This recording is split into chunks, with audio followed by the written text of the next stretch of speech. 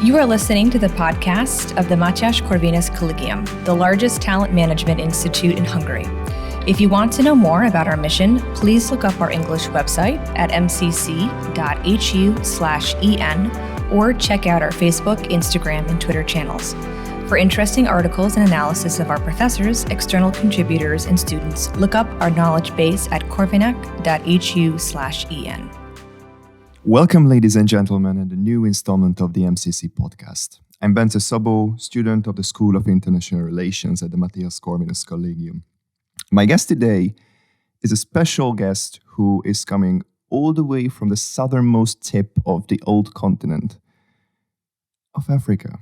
And it's time for us to learn more and more about South Africa and what is the role of this nation down under. So please welcome Paul Moritz. Thank you for coming here. Thank you. It's lovely to be here, lovely to speak about South Africa, and lovely to be in Budapest. I love the city, and the time I've been here has just been amazing. You've been truly active so far. Let's see how active can you be in this installment. Yeah. Can you give us a brief introduction of where you're coming from and what drove you here to Hungary? Sure. So I'm 30 years old in South Africa. I think from a young age, I realized that we have a very interesting society. And so I was drawn into societal matters from a very young age. And in my background, that meant going to study theology. So I went and I studied theology for 7 years, Reformed theology, Calvinist theology, in a town called Potchefstroom, about an hour from Johannesburg in South Africa. So Johannesburg is the big economic hub in the north of South Africa. It's one of the biggest economic hubs of Africa.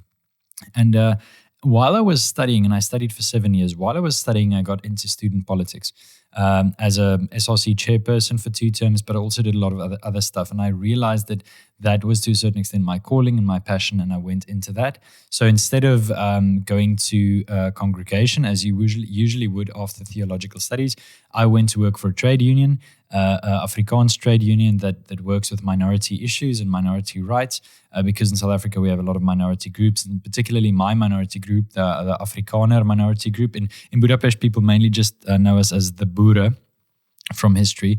But our minority group, we have a lot of issues being dealt with by this trade union, Solidarity, so I went and worked for them. I created a youth wing for them, and I was very active there for a couple of years. While I was there, I started studying politics and got another bachelor's and a master's in politics. And then I got the opportunity to do a PhD at the University of Leiden as an external PhD candidate. And so at the beginning of 2022, my wife and I relocated to Europe. We're based in Germany because I don't need to be in the Netherlands every single day. And so while I am studying, I'm looking for opportunities to link up. And this opportunity of an MCC junior fellowship came over my path. And I just realized this is something I can't miss. So I applied last year, and I applied about in October, had an interview in December. And here I am in March, working and enjoying it, and teaching debates and talking about Africa. My specific question about South Africa now is that you mentioned the minority situation. How do the different minorities of South Africa work with each other? Because obviously we know the deadly or detrimental effects of apartheid, but now in 2023, what is the situation? Sure. So thanks for the question. I think that's a very important question. On the ground, we have very good relationships with each other in South Africa. So black and white, there isn't like a war every day and you're afraid to walk in the street and black and white don't talk to each other. On the contrary, if you go into a shop and the person helping you is of another race, that's not a problem at all. So one-on-one, we have pretty good relationships. But between groups, there seems to be obviously power brokers and political parties that want us to disagree from each other, because when they divide, they can conquer. So this is something that I recently spoke of at a lunch talk as well. But the broad idea is that divide and conquer is something that political parties want. And so they want to make South Africans believe that we can't work together. Now, obviously, we are minorities. We're not going to all of a sudden become one cultural group. That can't happen. We'll always be different, and that's fine. But we can work together. I think broadly we have political problems, but day to day we can work with each other. Apartheid is over. Nobody wants it back. We're glad that we could move along, but we can only live freely and prosperously if we recognize the fact that we are a country of minority groups, and these minority groups groups need space to breathe. That means you need a space where you can have your own culture and live that out without people saying that you're being exclusive. Because if you're constantly including, you're necessarily destroying minority groups. With such a diverse population, one would argue that it's nearly impossible to align all the interests, even though you mentioned that these ethnic minorities manage to peacefully coexist. But the reality is that each culture will have a distinct background, wishes, wants, you name it.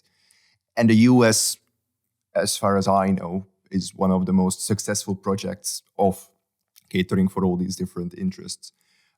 Is South Africa more unitary, more federalist? And what direction should it take? Sure. So thanks. I think that's also a very, very important question. I'm going to give a little bit of historical background simply because I think maybe Hungarian listeners or Central European listeners didn't necessarily follow the development. And I myself didn't know a lot about it until I started reading up. But what we need to remember is most borders in Europe are drawn after conflicts between two nations. So, for instance, the Romans moved up, and then at the Rhine River, they met the German tribes, and then they fought a couple of times, and the border was drawn. And so there we have the modern-day border of France and Germany. So over years, it has shifted this way and that way and this way and that way. But now there's sort of a fixed border, and this took thousands of years to do. But what we see in other parts of the world, maybe in the Middle East and especially in Africa, is that colonial powers drew borders that maybe suited them rather than it suited the country. What you have in South Africa is 13 different cultural groups who speak 11 different languages, who were essentially within 4 different republics in the year 1902. But then the English decided it makes sense to make this one colony.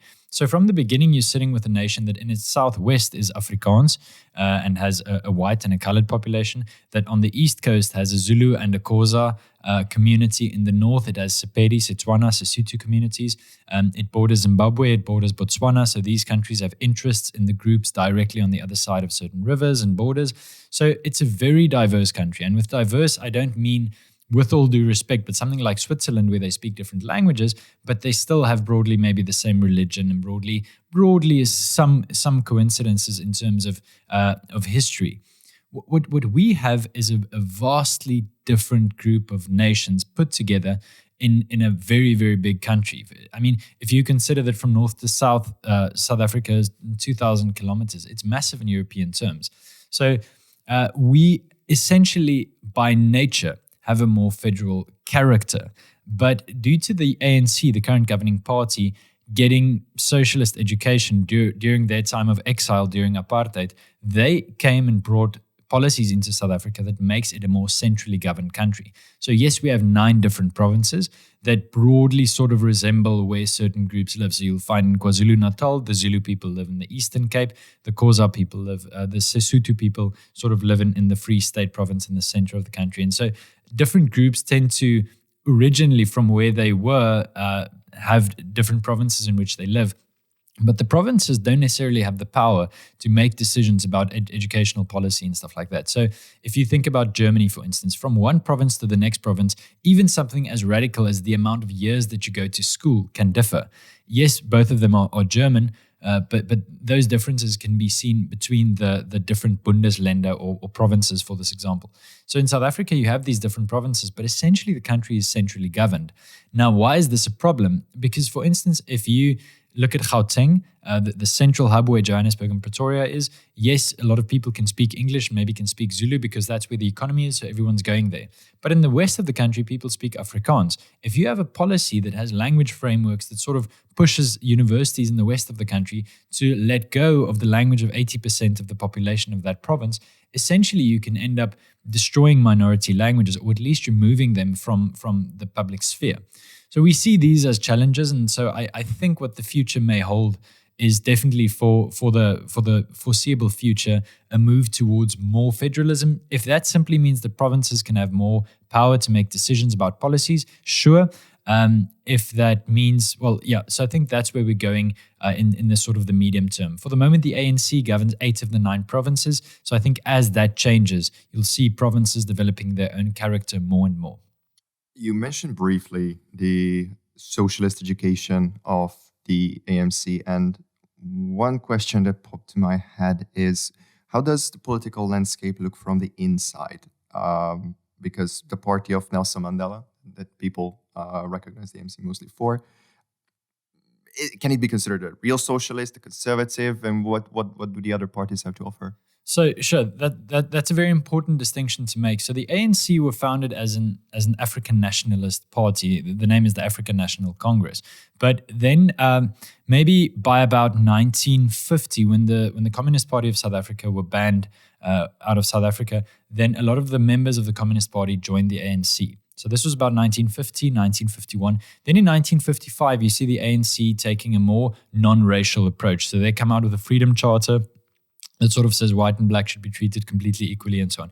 That led to some black nationalists leaving the ANC and creating the PAC, which is another party that used to be quite radical in South Africa as well. They don't really have support anymore. But the point is that you see that shift, and that was rather important. But from there on, the ANC was always in a very good relationship with the Communist Party. Even till today, the Communist Party in South Africa don't make themselves electable, because they are simply in an automatic alliance with the ANC. So if you're voting for the ANC, they are going to appoint certain members of the Communist Party into governing positions. So that is how closely the ANC has become linked to the Communist Party and communist ideals. So it is a bit of an original mixed bag between African nationalism and communism.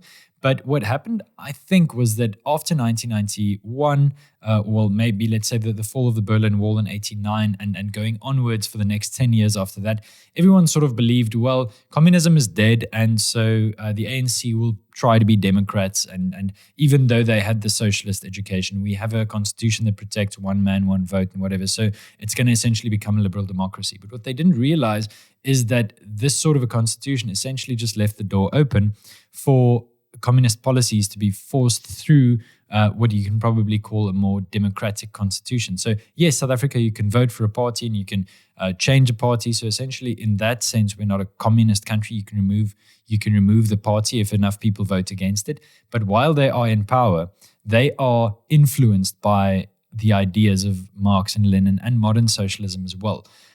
So it's a sort of a complex situation, because in terms of values, South Africa is quite conservative, but in terms of politics, our political elite seem to have an affinity for ideas that I believe have been disproven many times over throughout world history. We had a lunch talk discussion this Monday, and I asked the question, what do you think keeps this country together? And I think that question hasn't really been properly answered, so I have to ask it again. What keeps this country together from, or why is it not in a civil war? Why is it not in an actively disastrous state? What is the one thing? Is it faith? Is it something else? What keeps it together? That's a very good question. So obviously, yes, the country is very religious. About 81.4% of the country identify as Christian. We have a large Muslim minority. A lot of people have sort of African religions as well. So religion is a part of the day-to-day conversation, but I wouldn't maybe go so far as to say that's the reason why the country is staying together. I think simply the people of the country, the normal citizens, and they can be black, white, colored, Indian, whatever, they don't have a problem with each other. So essentially, if you as a cultural group don't recognize the other group anymore, or if you believe you have to be completely independent, then I think you move towards civil war. Our problem isn't that. Our problem is the government's mindset. So it's not a problem of different cultural groups. It's not a problem of racial groups. We get along fine. The Afrikaner grouping through our organizations meet quite frequently with leadership, local leadership of some of the black tribes and black nations, and that works wonderfully. But the problem is that at this stage, the economic growth is being hampered. I don't think if you can have more federalism, you can have freedom to be yourself.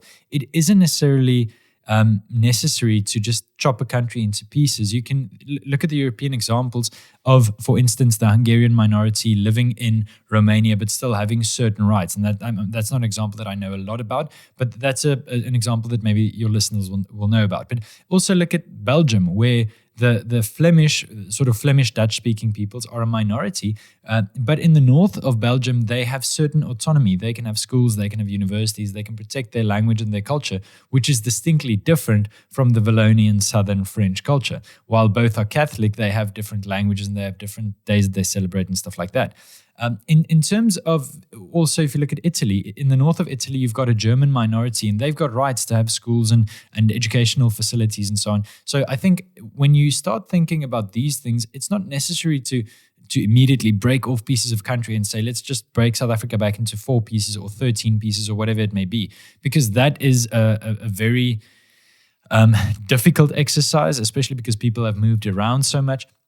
And because I think it's traumatic. So for the moment, the only thing that I think, so slowly we'll get there, but for the moment, if you want to protect minority cultures, which I think is the important thing, if we say that this is a good thing for the country to have all these cultures and all these languages, those languages are struggling because they can't have universities of their own. In terms of the Afrikaner minority group, sure, we had about 6 universities that we had in our language, and they have been becoming more and more English over the years. But is essentially, if you can give those rights and sort of tell minorities, you will be protected, and we can constitutionally protect your right to have institutions of your own, to be a majority somewhere on earth, then I think they'll have the confidence to say, sure, and now I can be as good an Afrikaner or Zulu or Xhosa as possible. And this means that I can be a better South African because I'm not constantly looking over my shoulder. As we're running short of time, my final question would rather be about foreign relations. So we tapped upon the perception of the country in some shape or form, but when we are talking about a country being approached from a conservative or a liberal point of view, or as we look out the decades, there have been multiple approaches.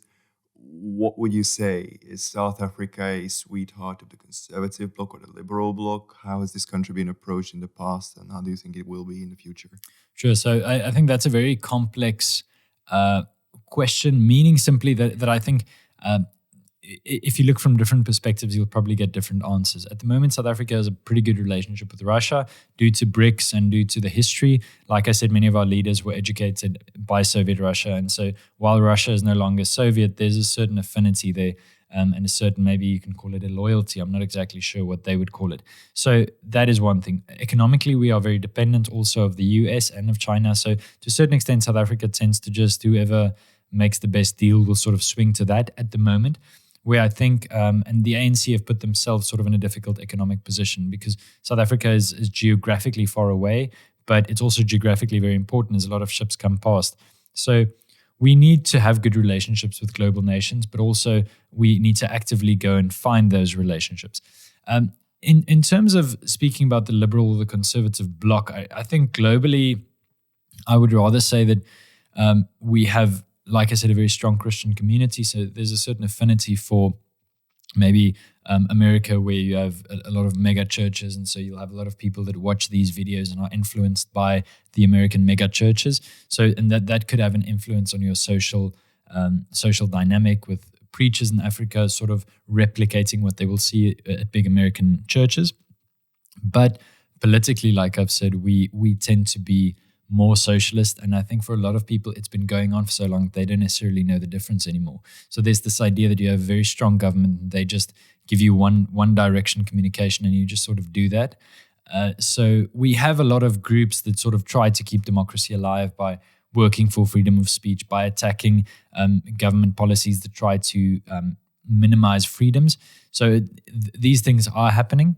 But I think for the medium to long run, as long as the ANC continue the policies they currently do, and these are policies, like I've said, influenced by a socialist mindset, you will see people more and more looking for the state for solutions, instead of saying, how can the community make a difference? How can the family make a difference? And how can I personally make a difference?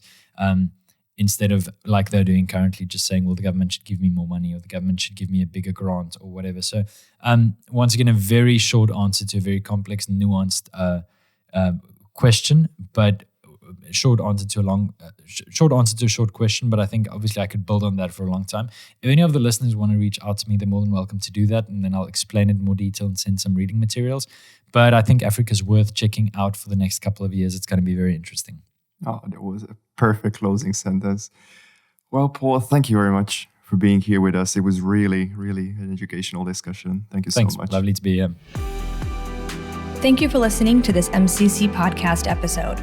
For further media content, please look up our English website at mcc.hu/en, or look for us on Facebook, Instagram, and Twitter. If you want to read more by our professors, external contributors, and students, check out our knowledge base at corvinus.hu/en.